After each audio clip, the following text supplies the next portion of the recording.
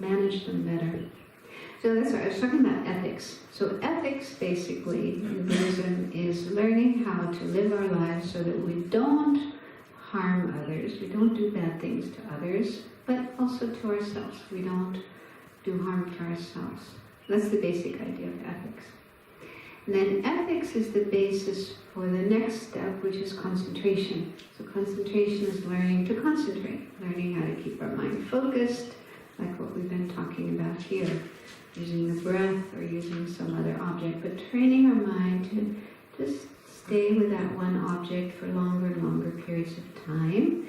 And if you work on that, eventually you can get to the point where you can stay focused on your object for long periods of time, even hours, and they say even days, months, years. That may sound outrageous, but there are stories of that. They say that when you have this quality of calm abiding, or samadhi, you may have heard of that term, samadhi, it's concentration. So it's a state of mind that's just really calm and peaceful and still and staying focused on an object. And that state of mind is able to nourish the body. So the body is able to stay for a long period of time without having to eat food. So that's how people are able to stay for long periods of time in meditation. But anyway, that's probably way beyond us at this point in time. But it's possible. People do it. People have achieved it, and people are achieving it now, samadhi. But from the Buddhist point of view, that's not a goal in itself. That's not an end in itself. You know, just being able to stay in this nice state of mind, concentrated, blissful, peaceful, not having to eat and sleep and so on. So that's just a tool. Having that kind of concentration is a tool that one can then use to go on to the third of these three practices, which is wisdom. That's the most important one. Wisdom means understanding reality, things as they are. Okay? How do things really exist? Because according to Buddhism, our basic problem is that we don't see reality. We don't see things as they are. And instead, we see things in mistaken ways, in distorted ways. Like that guy I told you about, the Texan, you know, who thought this guy had cheated him out of a real estate deal and was, you know, ready to murder him. Okay? So that's a good example of ignorance or mistaken conceptions, mistaken perceptions, okay? But we all have ignorance. We all have mistaken ideas about things that lie beneath our anger, our attachment, our jealousy, our pride. All of our problems, all of our confusion is based on not seeing things realistically. So that's a really big topic in Buddhism. That's not a topic we're dealing with here, but it's the real goal in Buddhism, is to develop wisdom that knocks out ignorance, knocks out distorted conceptions, mistaken ideas about things. And that's the way to be free, according to Buddhism. How do we get free of suffering and the causes of suffering is by wisdom. Not by concentration, but by wisdom. But still we need concentration to get wisdom. Because if our mind is all over the place, we can't control our mind. We can't keep our mind focused for more than a few seconds. There's no way to develop wisdom. No way. So concentration is needed to develop wisdom, and ethics is needed for concentration. Because if our life is out of control, if we can't control our behavior, what we do, what we say, and so on and so forth, then when we sit down and try to meditate, try to focus our mind, will it work? Will we be able to focus our mind? You can try it, but it's not going to work. So that's why they say that ethics, living ethically, is very, very important as a basis for concentration. So it looks like there's some problem with the temperature in the room. Maybe we can not no aircon. It's present now?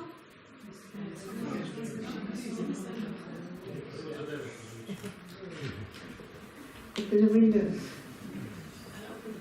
Yeah, it's not really that hot outside. Actually quite cool. This room is like a... Yeah, it's not hot outside, it's hot inside. Yeah, if we can let some of the outside air in, that'll help.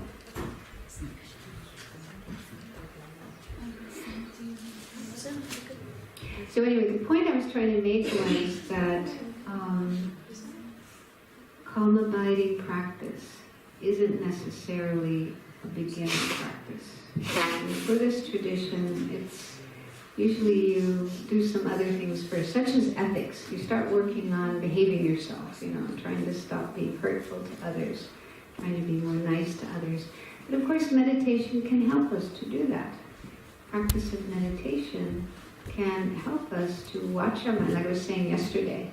We can watch our mind, observe our mind, and then we can notice if anger is starting to come up. Anger is starting to come up. I'm starting to have thoughts, like that man I mentioned, having thoughts of killing somebody. So you can see that happening in your mind, and then you can say, well, maybe I shouldn't do that. Maybe that's not a good thing to do. And learn to do something else instead of just acting it out. Did you have a question? You mentioned wisdom. Yeah. By wisdom, you mean like theoretical knowledge? Or, so if you could please... Yeah, that's a good question. No, wisdom isn't just knowledge. Yeah. It's more an experiential thing. But before we get to that, we do have to have knowledge. So we start with knowledge, we study. We say to get wisdom, we need to study, we need to listen to teachings, read books, develop knowledge about wisdom. But then that isn't enough. We need to meditate until that knowledge becomes our actual experience, first-hand experience.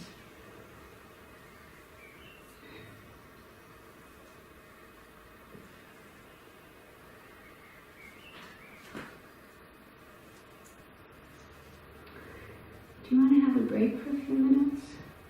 Just 5 minutes? I don't know, it just looks like people are restless, tired, or is it just the heat? You okay? You're okay. Okay. Let's just cool down. Cool on. Well, yeah. I thought the title of this retreat was compassion, and I haven't heard any word about it. I would love for you to concentrate on that, if it's possible. Well, I thought it was calm abiding and loving kindness. That's what I was told. Is there some misunderstanding? Huh? What was this? Huh? In the translation, they wrote a word that it means compassion. In the translation in Hebrew, What was the translation? it was טוב לב וחמלה. somewhere. Samatha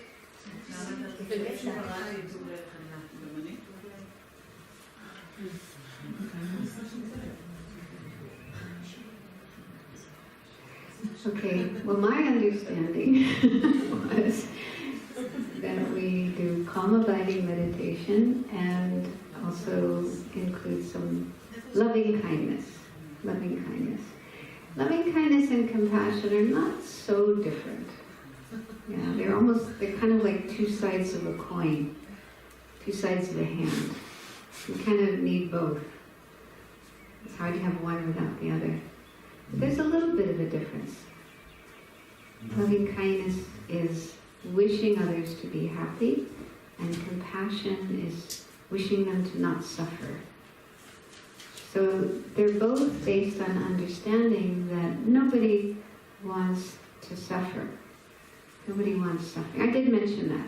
Maybe you didn't hear me, but I was talking about that a little while ago when I talked about ethics, that ethics is based on compassion, which means we understand that nobody wants to suffer. Nobody wants to be killed or beaten or raped or tortured or yelled at. Nobody wants that. We don't want it. Nobody wants it unless they're mentally ill or something or masochistic. But normally, nobody wants to suffer. So if we can understand that and then feel, okay, I don't want anyone to hurt me. It's like this saying of the Rabbi Hillel, is it? You know about that? What was it that he said? Something like, don't do to others what you wouldn't want them to do to you. Yeah?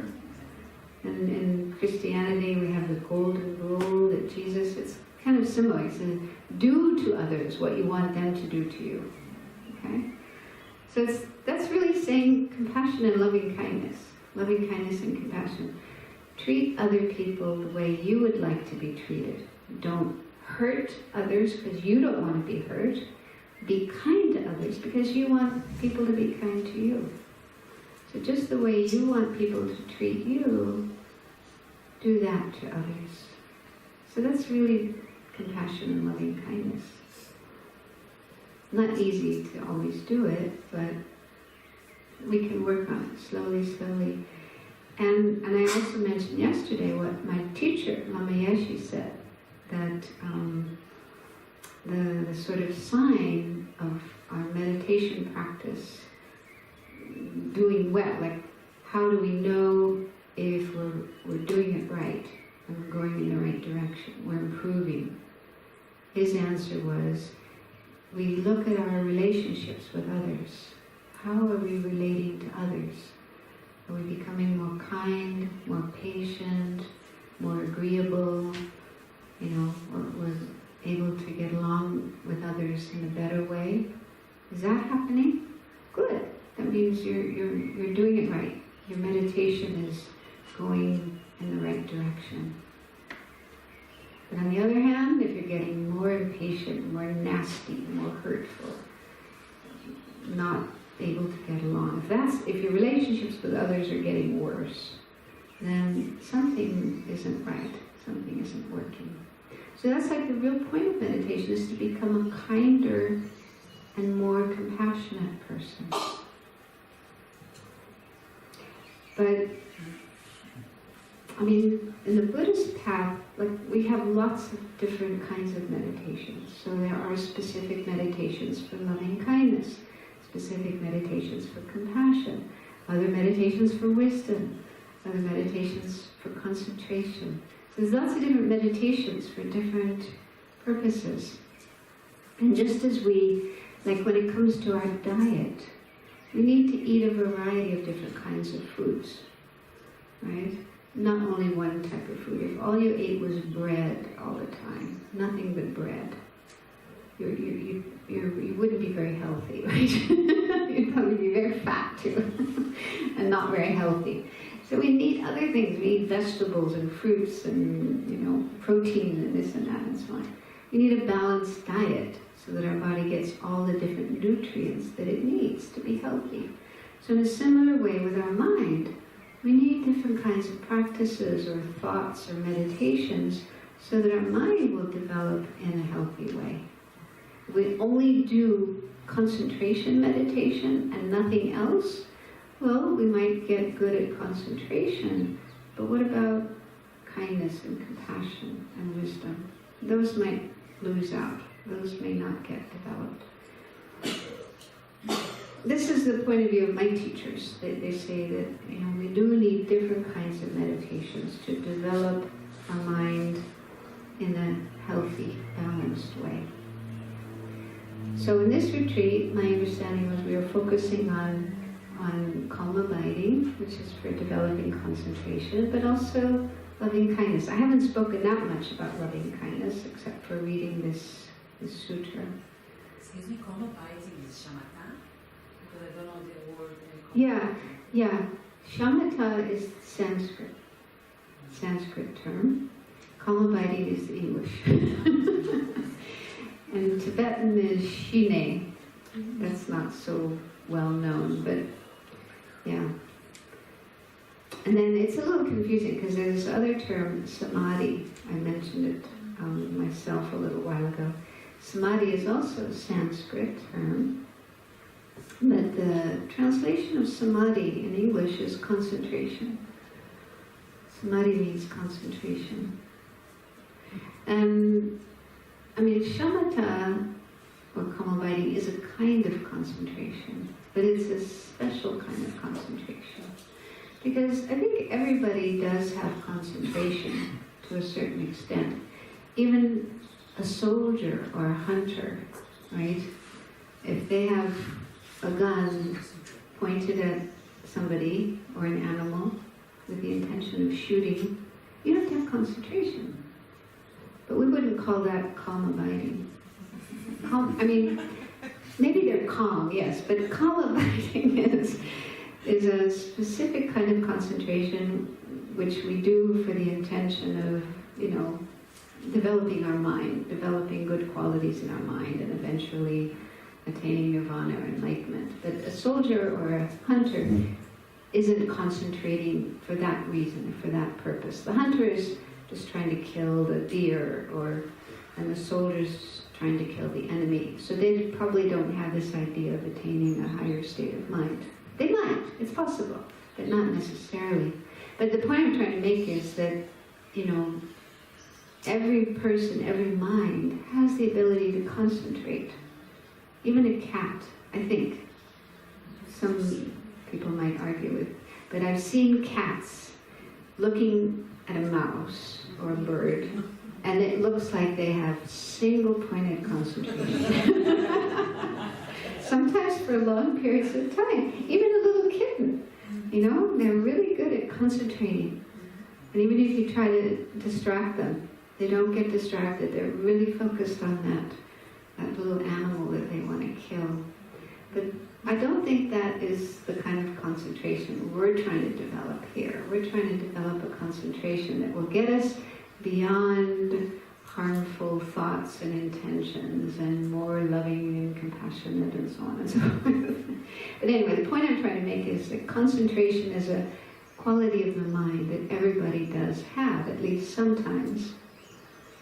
But calm abiding is a special kind of concentration, developed in the context of a spiritual path.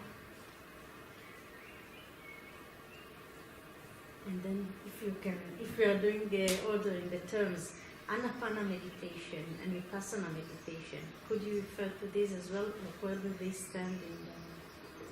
Anapana meditation and Vipassana meditation.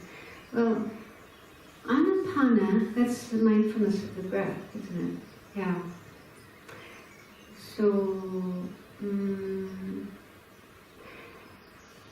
the breath can be used as an object for developing concentration or calm abiding. But I think Anapanasati, when the Buddha taught Anapanasati, because sati means mindfulness. Okay, so in the context of mindfulness or vipassana, the use of the breath might be somewhat different, because there's lots of different methods and techniques of meditation in different traditions, and I'm mainly familiar with the Tibetan tradition.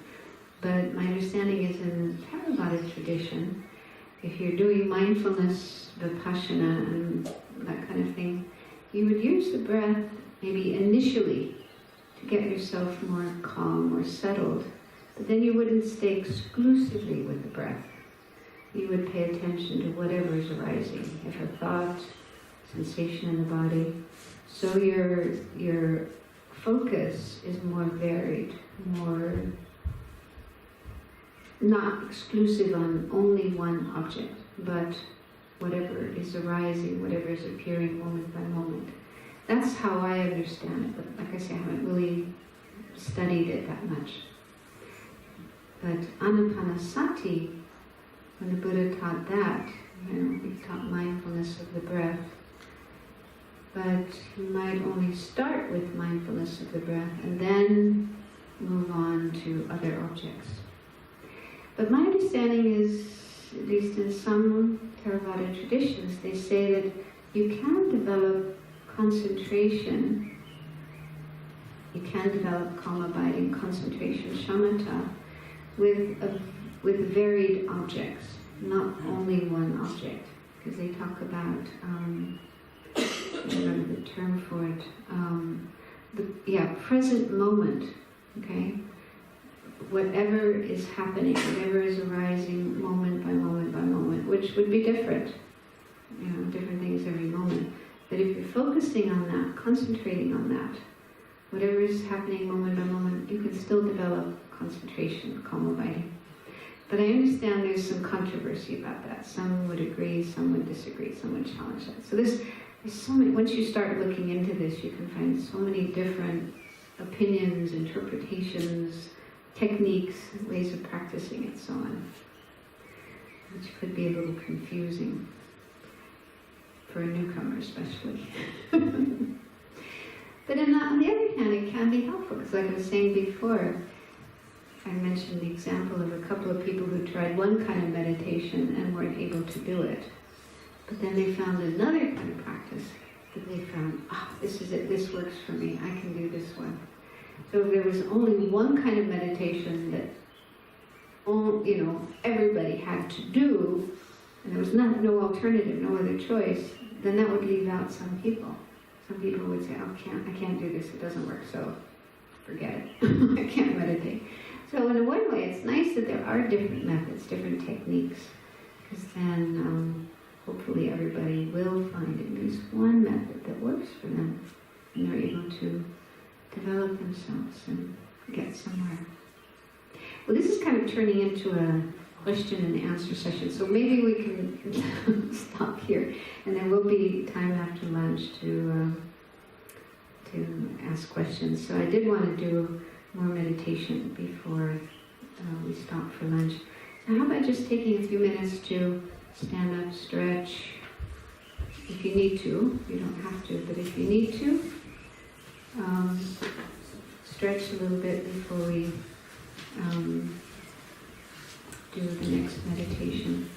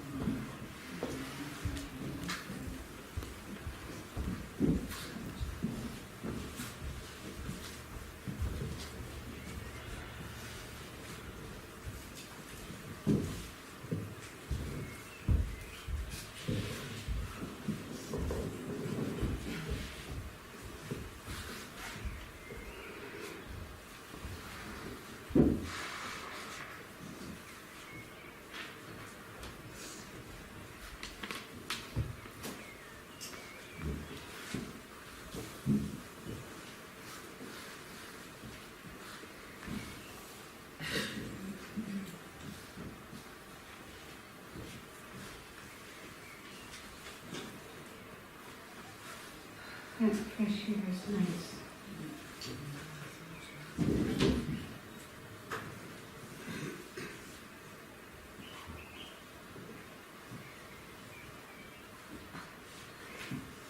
Before we start, just to share with you something from the children's book, because yesterday a question came up. Somebody over here was asking about there can be thoughts going on, but one can still be on the object.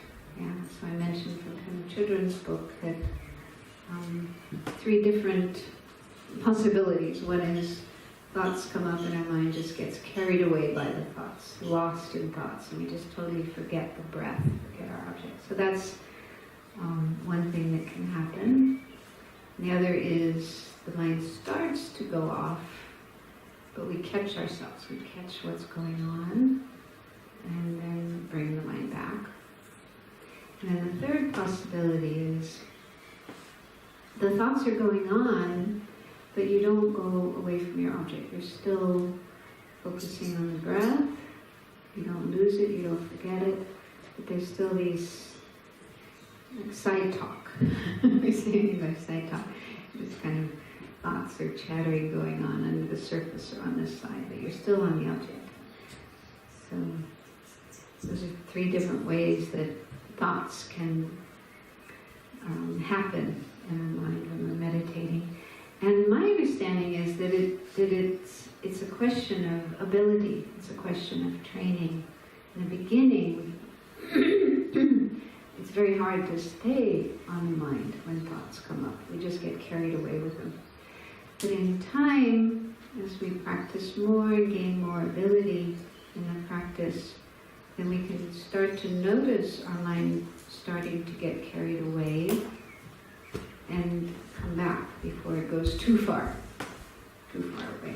So that's an improvement in one's ability to practice.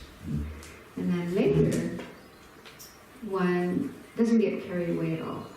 One can actually notice the thoughts are there, but not even start to go off with them and remain on your object. So there are different stages in one's ability to practice.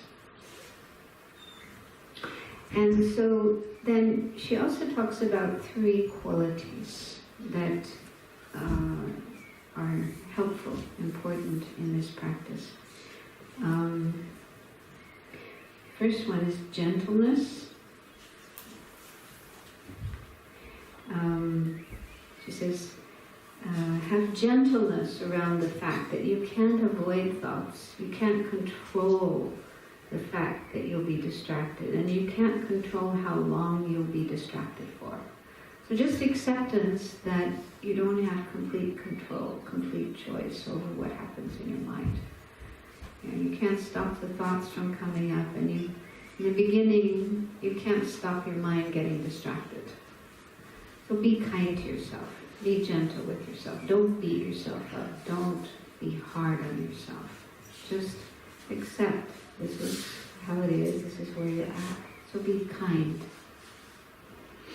And the second quality is patience. Patience brings relaxation into your meditation, into your practice, into your life. So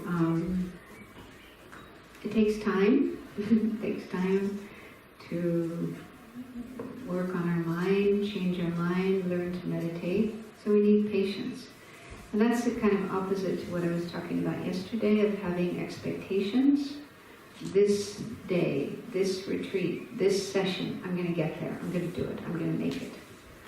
That's having expectations. Okay, so forget about that. Put those aside. Throw them away. Don't have expectations. Just do it. Just do the practice. See what happens. Yeah? And don't put expectations. It's not fair to yourself. It's not kind to yourself. It's like saying to your kid, okay, the kid is 6 months old and you want them to start walking already. Is that kind? Is that compassionate? No. The kid will start walking when they're ready to. It might be 1 year old, it might be 26 months, whatever, They'll walk when they can walk, when they're ready to walk. So you need patience.